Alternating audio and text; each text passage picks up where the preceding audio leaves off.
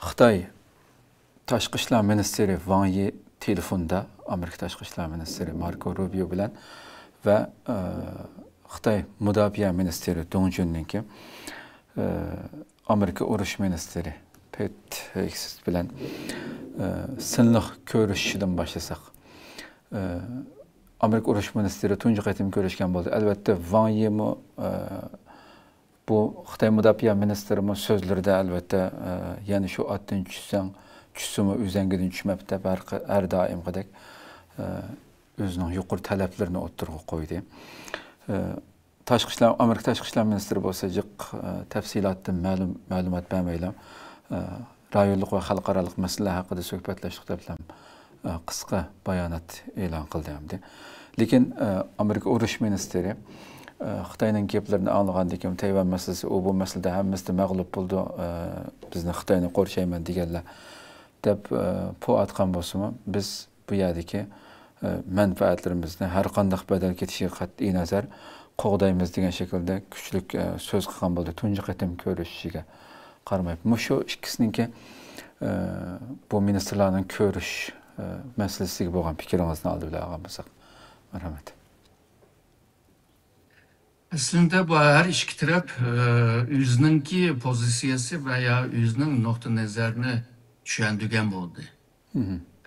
Ama iki tarafta bir noktada, bir meselede hemkarlık kıldığın ya ki maslaşıp işbirlik kıldığın bunda bir ahval yok hem de. Hazır Amerika ile Xitay'ın arasında bir çözse deydiğin bir hukuk var. Bu tuzakka düşüp kalgan bir ahvalda. Bu nimo degende yani mevcut boğan Cihangir devlet yeni yükselgen Cihangir devletke karşı bir küreş meselesi var. Hoş. Hem de iki devletinki arasında meyli siyasi tüzüm bolsun, devletinki kurulması bolsun ve şundakla devletin menfaatine karta ilip bağan taşkı siyaset bolsun. Bu taşkı siyaset ile birlikte harbiy siyaset, mutafiye siyaset, iktisadi, ticaret ve şundakla işlep çıkış ve teminleşi zincirinin ki menfaatleri nurgun meselelerde bunlarda okşaşlık yok. Bulupmuş 2019'da iki taraf bu Soğuda vuruşuyla başlayan bir ciddiyet hazırgacha bu devam kılmalıdır. Şununla bu iki devlet bulup mu Amerika taraftan Xitay bile eğer de bir kanal bulmay durup sözleşip tumusak navadı bir can bulup kalsa Amerika canına kirişke mecbur kalıdı.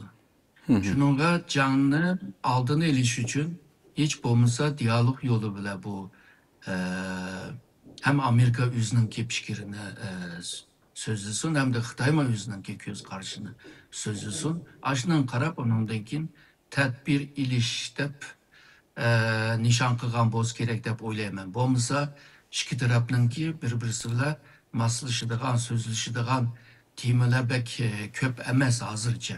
Hoş.